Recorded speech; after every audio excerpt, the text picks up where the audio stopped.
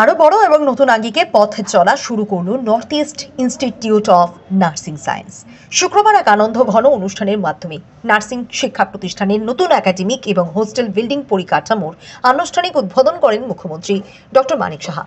তাছাড়াও অনুষ্ঠানে বিশেষ আমন্ত্রিত অতিথি হিসেবে উপস্থিত ছিলেন আধ্যাত্মিক ধর্মগুরু পদ্মশ্রী চিত্ত মহারাজ, আগরতলা পুর নিগমের মেয়র দীপক মজুমদার, বিধায়িকা মীনারানী সরকার, শিক্ষা প্রতিষ্ঠানের কর্ণধার রাজ্যের বিশিষ্ট স্ত্রী রোগ বিশেষজ্ঞ ডক্টর পার্থপ্রতিম সাহা, দৈনিক সংবাদ তথা ভূপেন্দ্রচন্দ্র দত্ত ভৌমিক ট্রাস্টের চেয়ারম্যান সঞ্জয় পাল সহ বিশিষ্টজনেরা।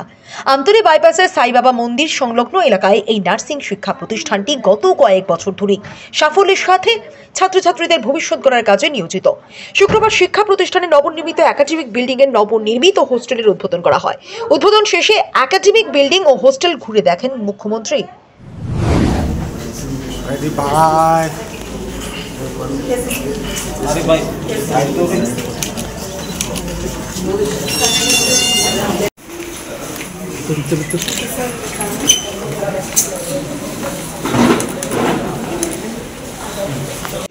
पूरा प्रेम है।